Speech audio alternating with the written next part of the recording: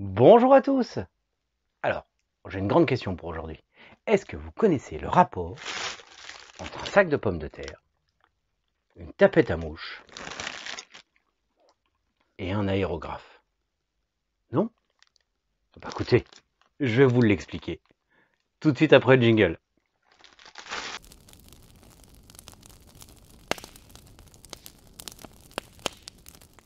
Alors comme je l'avais dit dans une précédente vidéo concernant les 10 astuces aéro, l'aérographe a un jet très droit. D'ailleurs, je vous mets la vidéo en lien juste ici, si vous voulez la consulter, si vous ne l'avez pas vue.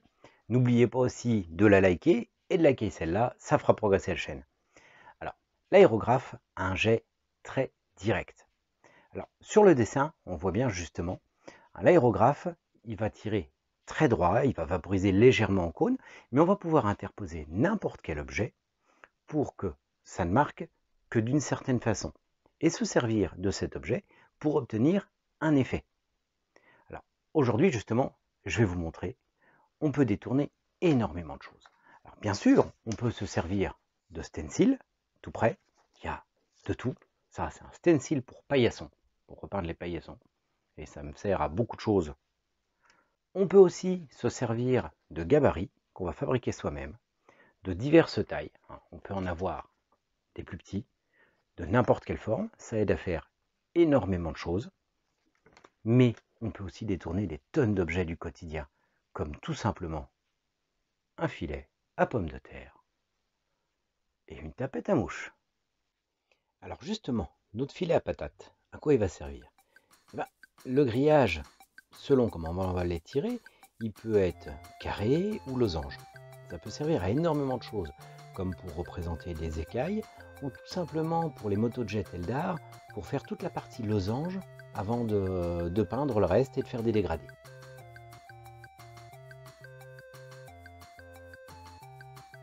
Dans le même style, on peut utiliser ce type de scotch. C'est de la bande à joint armée pour plaques de plâtre, des rouleaux de 50 mètres en fait des tonnes, et ça fait des quadrillages magnifiques. En plus, le côté autocollant est très pratique parce que c'est au plus près de la surface à peindre et ça fait des marques très nettes. En plus, le côté autocollant est suffisamment résistant. La preuve, c'est qu'on peut s'en resservir plusieurs fois et ça adhère très bien aux figurines, même sur des surfaces courbes. Donc ça permet de commencer à faire tout le quadrillage avant d'aller plus loin en peinture avec une facilité déconcertante. Ça va vous tracer toutes vos lignes pour travailler.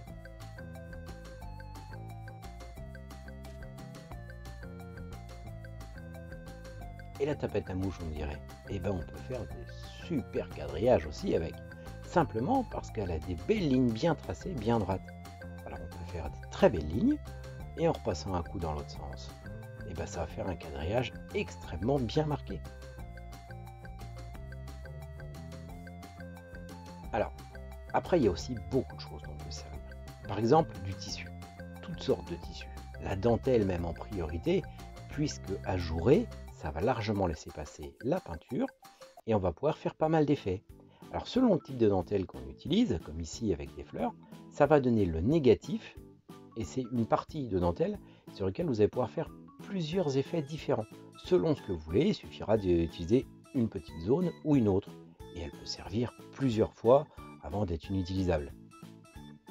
Si vous avez des tissus et des dentelles qui sont plus réguliers avec une répétition de motifs, ça vous permet bien sûr de faire des plus grandes zones et encore des effets différents. Au lieu de jeter, vous recyclez.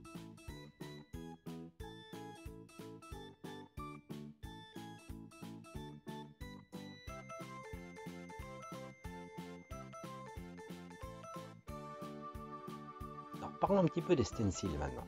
Les stencils, on en trouve, mais il y a de tout. Vous pouvez en avoir des fois des pas chers, comme ici c'est un stencil pour peindre les paillassons. C'est un grand stencil qui coûte rien du tout. Et dessus il y a des tailles de rondes qui va je sais plus, de peut-être 5 mm à 3 cm. Donc vous avez vraiment une variété pas possible et ça vous permet de tracer des ronds à une vitesse incroyable. On n'aurait jamais pu les tracer aussi vite au pinceau ou à l'aérographe sans perdre énormément de temps à bien faire le rond. Alors il y a des stencils de toutes formes qui peuvent donner des effets des fois inattendus, hein, et il faut bien les regarder. Par exemple, celui-là, les faits comme ça, on se dit est-ce que ça ira? Et en fin de compte, si. Regardez, ça peut faire quelque chose, une déco pour l'Empire Tau, qui s'y prêterait très bien. Pareil, ce stencil, c'est un stencil pour faire des taches de léopard. Dit comme ça fait des grosses taches de léopard. Mais en fait, l'effet est quand même très beau, et on peut largement le détourner pour en faire autre chose. Il y a aussi des stencils beaucoup plus recherchés, comme celui-là, c'est un stencil en plus qui est autocollant, donc qui va vraiment coller au plus près, et qui donne un rendu magnifique. Je l'utilise pas spécialement pour les figurines. Pour l'occasion, je vais vous le montrer. Si vous voulez faire le côté d'un knight, par exemple, pour faire des écritures sur les épaulières, ça peut donner quelque chose de vraiment terrible.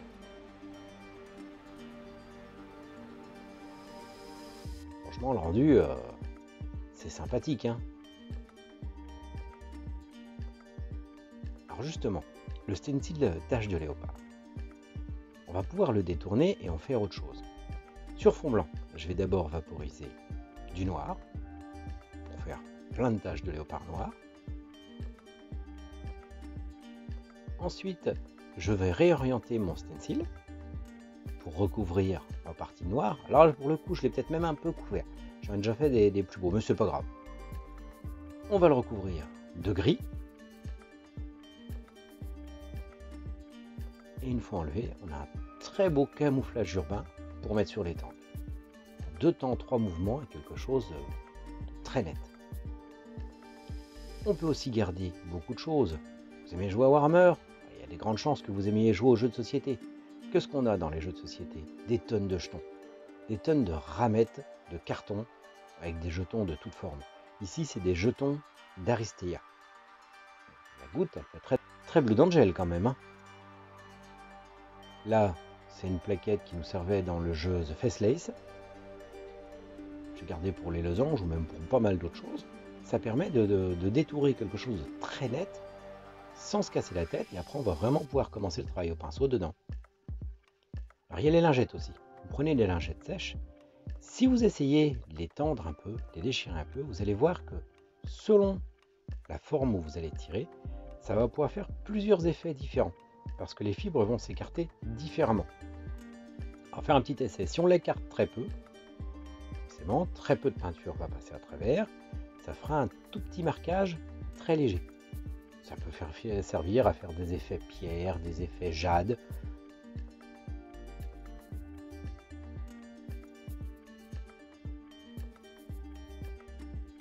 Si on l'écarte un peu plus, ça va donner le même effet, cette fois-ci quand même beaucoup plus marqué. Donc ça peut faire des effets encore différents.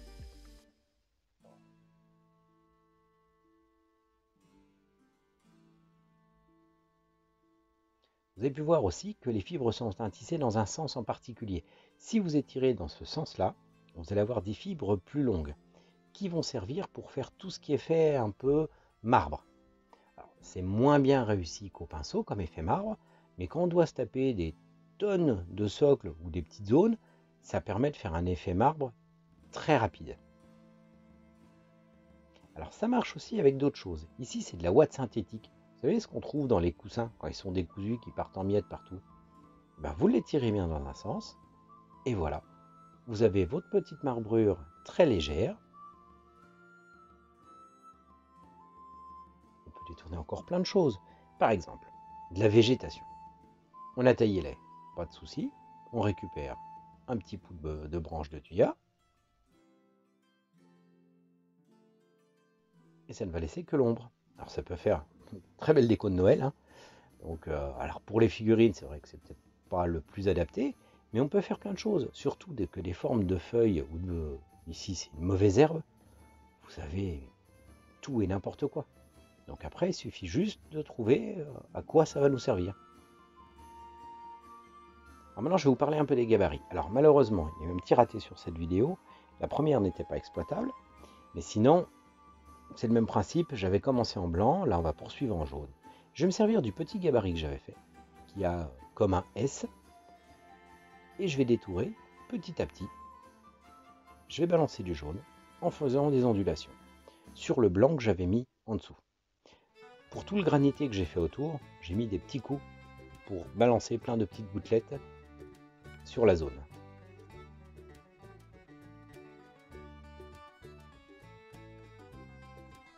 Ensuite, je répète l'opération avec du orange, cette fois-ci,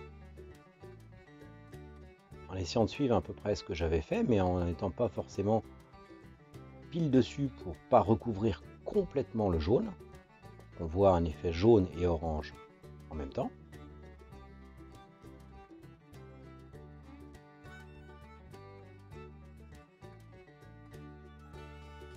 Et ensuite, je vais recommencer un peu l'opération avec du rouge cette fois.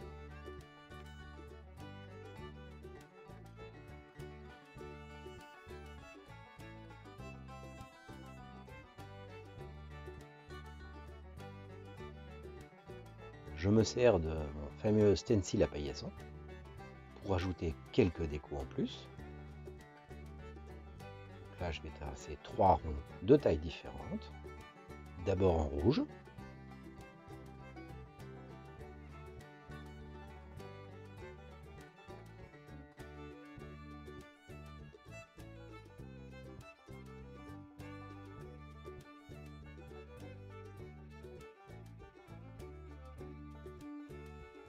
Ensuite, je reprends mon stencil que je remets par-dessus. Là, je rajoute un peu d'autres couleurs, du bleu, puis du vert sur mes 3 ronds, histoire de donner un peu de variante. Et au final, ce morceau de plastique qui en fait est un socle des anciennes figurines de Warhammer a une très belle déco quand on vous disait que la galaxie était en flammes. Alors pour la démonstration d'aujourd'hui, on vous en a montré déjà pas mal, mais sachez qu'on peut faire ça mais avec n'importe quoi. Le but de cette vidéo, c'est pas simplement de vous donner des tonnes d'astuces, c'est aussi de vous inciter à en trouver, de regarder les objets autour de vous totalement différemment, de ne pas hésiter à vous servir d'une feuille, d'un bout de papier, d'un stylo, d'un morceau de brosse ou même d'un chat. Non, pas le chat, ça sert toujours à rien.